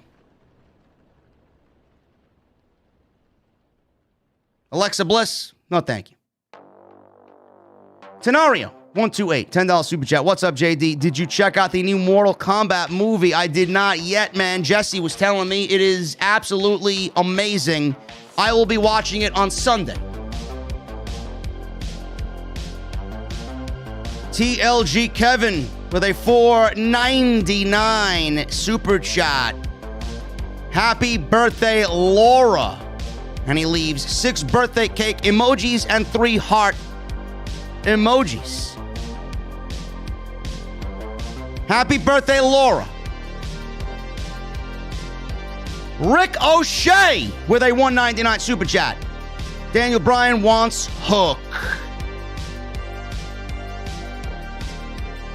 Now, you may want Hook, bro. Daniel Bryan doesn't want Hook. Ali with a $4.99 super chat. Hey, JD, just finished watching the Mortal Kombat movie. It's better than watching SmackDown live, and you rock, my friend. I will be watching it on Sunday. J. Ray with a $5 super chat. WWE's treatment of Mickie James was absolutely disgraceful. They can learn from AEW on how to use and respect the legends of this business. Don't worry, man. There's a nice little rant coming on tomorrow's Off the Script. You're going to love it. Montreal Rather with a $5 super chat. Don't call up any more NXT stars to the main roster, please, for the love of God. That's career homicide. Look at the track record of the call-ups. I don't know, man. Monday Night Raw needs some serious change. Monday Night Raw needs some serious change, man. The change that I have implemented is exactly the change that we need. Kenley Pierre with a $3.99 super chat. Adam Cole winning the WWE title by SummerSlam. Yes. Brolio with a $5 super chat. Those OTS koozies look sexy. I'm going to have to get one because I'm always drinking an ice cold beer. I will let you know, guys. I will let you and everybody else know immediately. JVD with a $5 super chat. They need to wrap the whole Raw creative team in a goddamn garbage bag and throw them off a cliff. You said it, brother. They don't deserve the spot that they're given. Captain Solo with a $5 super chat. Where do you think Jordan Grace would be better off, NXT or AEW? And how would you rate Fozzy as an actual heavy metal band Keep up the amazing work. Jordan Grace is better off in AEW, and Fozzy is Rich Ward, their guitar player, is actually an amazing guitar player, man. He knows his melodies. Rich Ward actually used to guitar for Stuck Mojo, one of my OG bands that I still currently listen to, man. They're older stuff, but he's got one hell of a guitar player in Rich Ward. And Fozzy, you know, a lot of people don't realize that they actually had their first album, which was comprised of mostly covers. There was 4 original tracks on the first ever Fozzy album, and the 4 original tracks that they wrote as a full band are so much better than anything you hear from Fozzy now. Like, go and listen to those songs. Really great stuff. Michael Raymond, $5 super chat. Roman starts being abusive to Paul, so Lesnar returns. Roman has gaslit Paul to think he loves him. Lesnar fights to save his friend. Roman's endgame.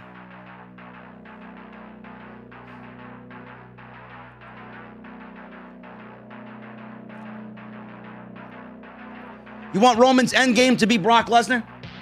No.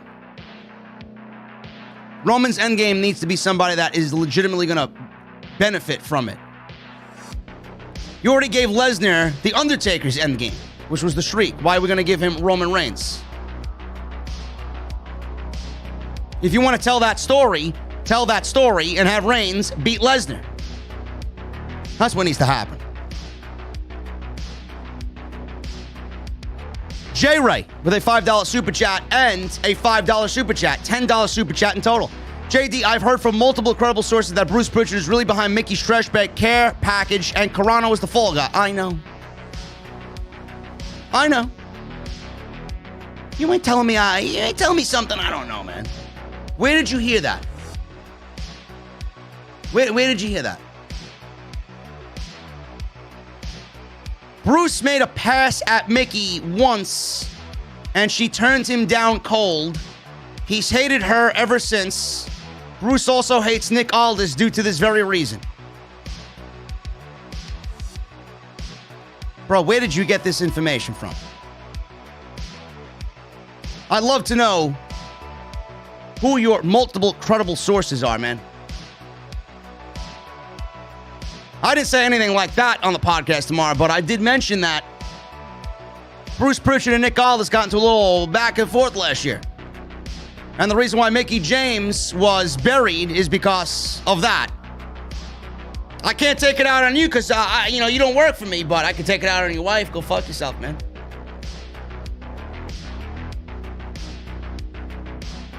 Gavin Deeth with an Australian $5 super chat. Sasha Banks is 3 times more WrestleMania than Seth by that logic. Seth is not Mr. WrestleMania. Indigo with a $5 super chat. Hey, JD, much respect. Your opening was too fire. I 100% agree with everything you said. Another awesome live stream, bro. Looking forward to OTS. Thank you, Indigo, brother. Appreciate you, man. Rick O'Shea, $1.99 super chat. Is Aleister Black's new gimmick just Mordecai? No one Bruce Pritchard, probably. Israel with a $100 super shot. What's up, JD? It sounds like it was a good show. I have to check it out now. I know you're not a Mets fan, but I was watching the Mets, by the way. It's my birthday tomorrow. I'll be turning 45 years young. You get better with age, just like DeGrom, the best pitcher in baseball. Israel, happy 45th birthday, brother. If you drink, I hope you enjoy several cold beverages tomorrow. DeGrom is an awesome pitcher. I will give him that. But the Dodgers seem to be unstoppable right now, so I don't even think DeGrom is going to be able to stop that fucking LA juggernaut out there, man.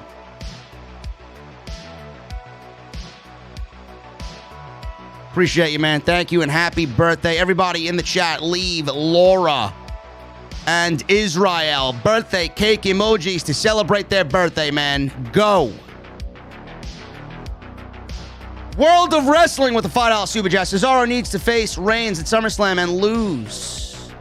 Then build Cesaro up through the fall, win the Rumble, face Reigns at Mania with Cesaro winning. No. No, Cesaro's not taking that Reigns. I'm sorry. Cesaro's a good middle-of-the-road opponent for Roman Reigns, but the guy to beat Roman Reigns? No. No way. J-Ray, $5 super chat. JD, buy, hold, or sell. 24-hour binge watch of the worst WrestleMania. WrestleMania 9, WrestleMania 27, or WrestleMania 32.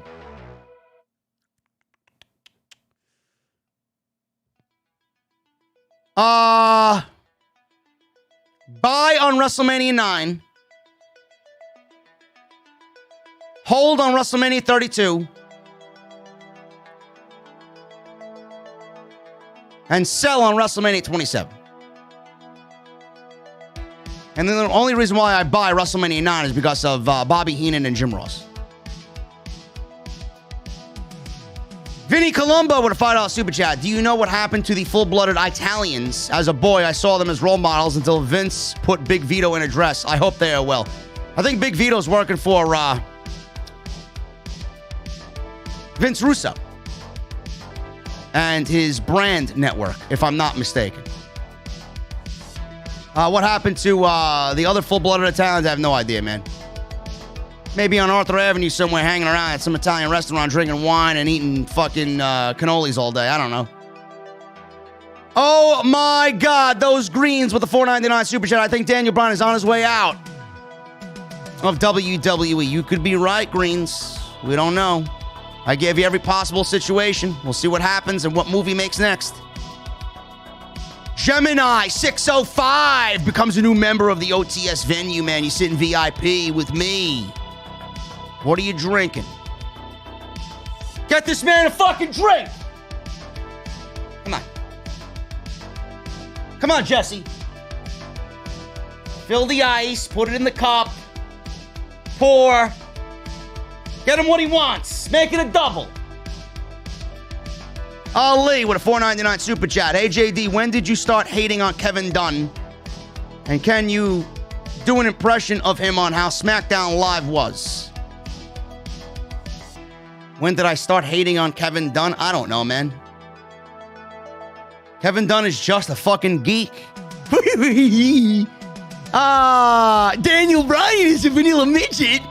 He ain't beating Roman Reigns. You know, Roman Reigns is the tribal chief of WWE.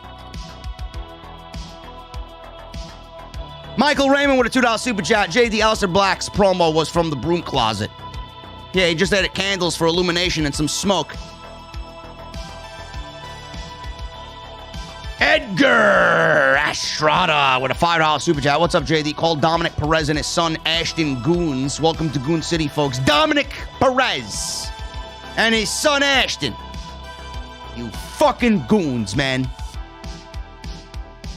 Take a seat in the venue, man. You got the Goon City booth. Thank you, Edgar. Adam Powell with a $10 super chat. What's up, JD? Awesome job you've been doing. Looking forward to the grand opening of the bar. Aleister Black looks like Joseph Seed in Far Cry 5. He does. I expect he'll start singing Amazing Grace soon. Well, he went from sitting in a broom closet reciting haikus to now being a literature enthusiast, reading stories with an open book, man. I don't know. He looks great, though. I hope they do something well with him. Jericho, 8131 with a $5 super chat. I feel that Aleister Black is about to become the new backwoods Bray Wyatt. Talk trash, cut mysterious promos, and then get beat in the ring. More than likely. They'll bury him in some way, shape, or form for sure. Bid Moon with a $1.99 super chat. Acknowledge our tribal chief. Great post show. Thank you, Bid Moon. John Williams becomes a new member of the OTS venue, man. Sit in VIP with me. What are you drinking, John Williams? Are you drinking any alcoholic beverages? If not, we got Shirley Temples, we got Club Soda, and we got lemonade. Lemonade. Hopefully you take a cold beverage the right way. Jack on the rocks. Or Screwball peanut butter whiskey on the rocks, which I recommend.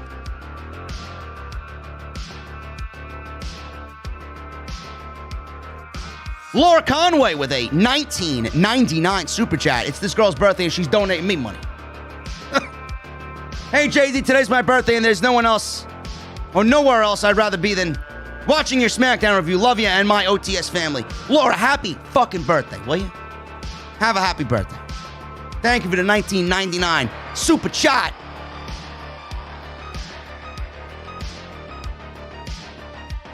GMCU with a $5 super chat.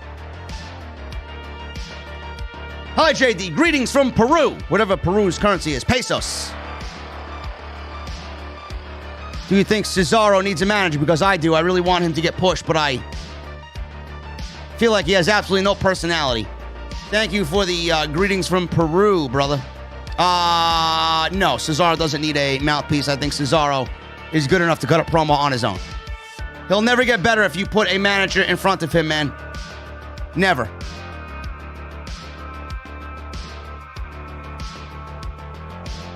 Theo with a $19.99 super chat. JD, love your show, bro. Got 3 questions for you. Number 1, do you think Raw will succeed in the next 5 years? No. Not unless they do what I just said in the beginning of the show. Number 2, do you think Adam Cole and Roman will carry the company? Yes. They should. 3, what is your next WrestleMania fantasy match you want to see? Adam Cole versus AJ Styles. Simple.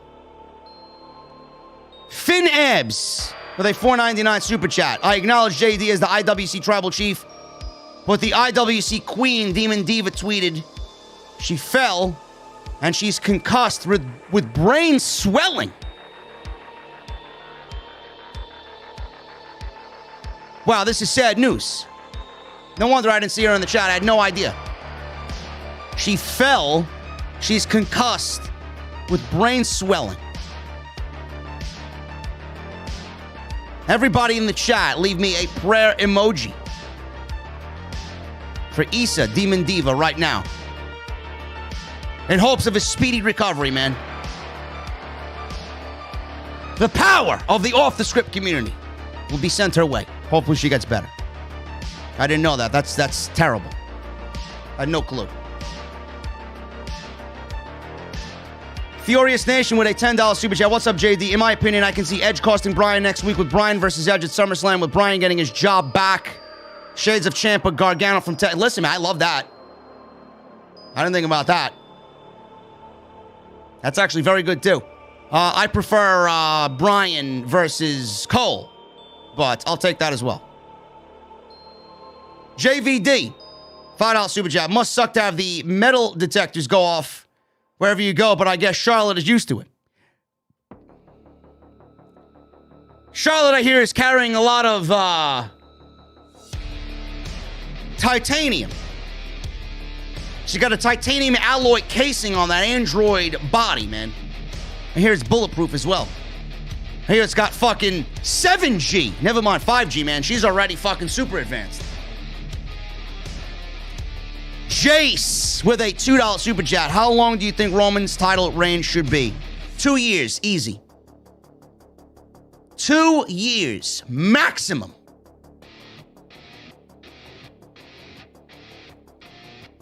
Ricochet with a $2.99 super chat. Rip Van Winkle starts with Nia Jax and Tamina. Bro, just saying their names is putting me to sleep. Please, don't make me play the fucking crickets. Daniel Rodriguez with a $4.99 super chat. JD, if you had to rank New York teams, who would you say is the best right now or your favorite? I know you're a Braves fan, but I'm curious. Daniel. I would probably take the Mets over the Yankees. I don't watch basketball. The Knicks are playing well, so I see or hear. And I do not watch the Rangers. Fuck the New York Rangers. And I don't watch hockey. Furious Nation, $5 super chat.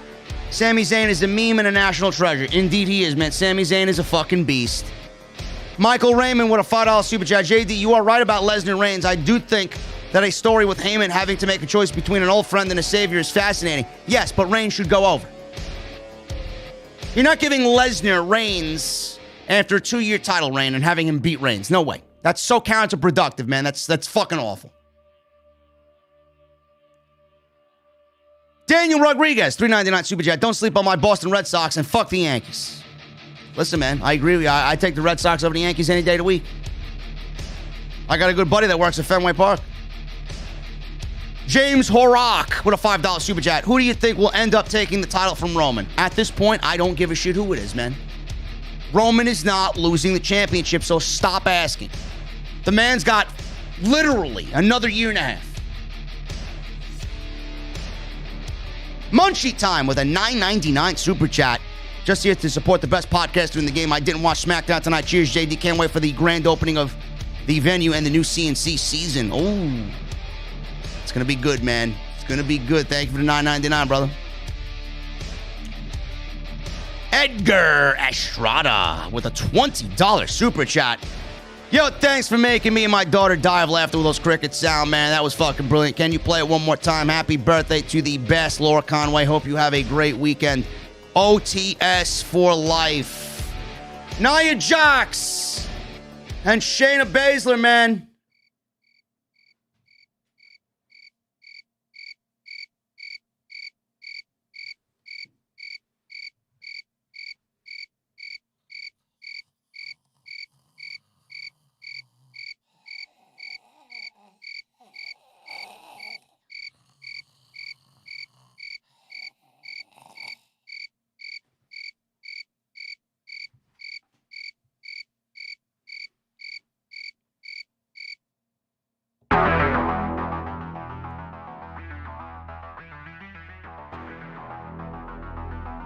Mick the Brick, get the fuck out of my chat, bro.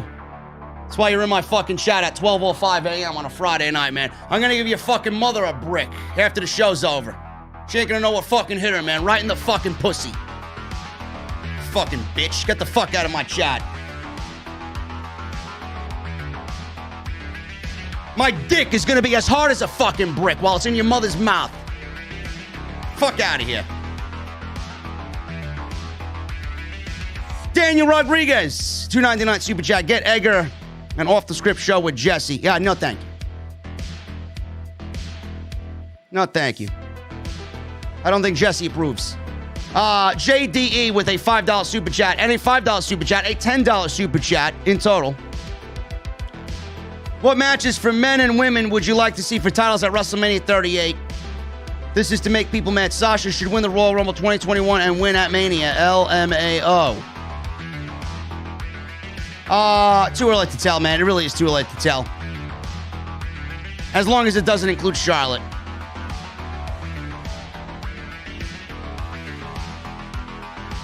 Pony Soze with a $9.99 super chat. Another great review, JD. Another great game by DeGrom. 15 strikeouts, best pitcher in baseball. I know you're a Braves fan, bro. NL East is stocked. They're not really stacked. The NL East is not stacked, bro. I think everybody right now is overachieving, and the Braves are actually underachieving. The Braves have a lot of injuries, man. Max Fried is out, and Mike Soroka is out. So I don't know what you want the Braves to do without their number 1 and number 2 starters, man. Yeah, I mean, it's open season for anybody that wants to pull away now. It's just the name of the game. Hooligan with a $5 super chat. Please bring back crickets for every Nia Jax match. I was crying with laughter. Great show. As always, broski. Oh, the crickets will be a mainstay, bro. Oh my God, these greens. $4.99 super chat. Hey, JD, are you going to cover the JR story about AEW touring in July? No. Talked about it on the Dynamite review, brother. Go check that out on Wednesday with Jesse and I. We talked about the AEW news and rumors. That's where the AEW news and rumors reside on Wednesday.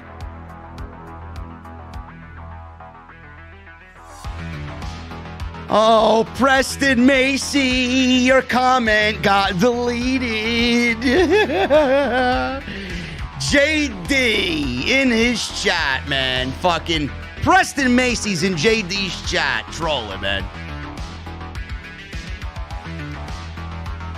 Vinny Colombo with a $2 super chat. Mother Mary, please leave the mothers out of this. No. No, I will not. Everybody loves a good MILF. Okay?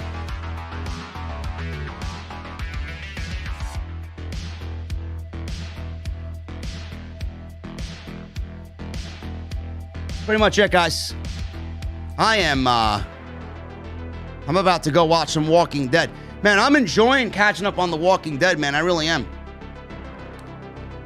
I just finished the episode where Negan kills Spencer. Stabs him in the gut while playing pool in the middle of Alexandria, man. Awesome shit. Listen, man. Negan is great. He really is. Negan is a fucking national treasure, man. Goddamn awesome character. Really is. Anyway, guys, I'm about to get out of here. What a show. Thank you so very much for joining me tonight, man. Thanks for hanging out with me. Thanks for spending your Fridays with me. Make sure you guys follow me on Twitter and Instagram at JDfromNY206. Remember, Off the Script goes live tomorrow, 5 p.m. It's already in the can. It's already recorded. Just got to get my boy Sal Rex to make me a nice little thumbnail. We'll be good to go, man. We're going to talk about Mark Carano and why he should not be blamed for sending Mickie James the trash bag. You know who it was. It wasn't fucking Mark Carano, man. Give me a break. Make sure you guys go check out Dr. Squatch, drsquatch.com, man. Every little bit helps. If you guys want to go get some great shit, if you got a boyfriend or a husband that needs some soaps and shampoos, conditioners, toothpaste, you name it, man. They got everything you need. Everything you need. You want your man smelling right? Get some Dr. Squatch. drsquatch.com. Use code SCRIPT at checkout for 20% off. Go check out all the other videos that you might have missed on the channel, man. We got the Monday Night Raw review. We got the NXT review. We got the AEW Dynamite review on Wednesday with Jesse. We got tonight's SmackDown. We got Off the Script 373 tomorrow. Israel with a $2 super chat. Hey, JD, can you do that to Bruce? Do what to Bruce? Send him a trash bag? He's surrounded by a trash bag on Monday Night Raw. What else do I need to send him? Patreon.com/JD from NY206. Thank you to all the patrons that have signed up as of late. I appreciate all of you. Thank you to everybody that super chatted tonight. Thank you to everybody that became a new member and sat VIP with me tonight, man. Bonfire.com for your t-shirts. And make sure you guys hit that thumbs up, man. We are 21 away from 750 likes. Can we get there before the end of the show, man, which is coming up right now? The Mustang is outside, man. I'm virtually looking at it right through my office window. I got my cold beverage in my off-the-script koozie. It is still ice cold. And what I want you guys to do is give me those guitar emojis in the chat, because you know what's coming up, man. I'm getting in the Mustang. I'm hitting the highway. I want that music turned up max. And I'll see you guys tomorrow on episode 373 of Off the Script. See you guys later.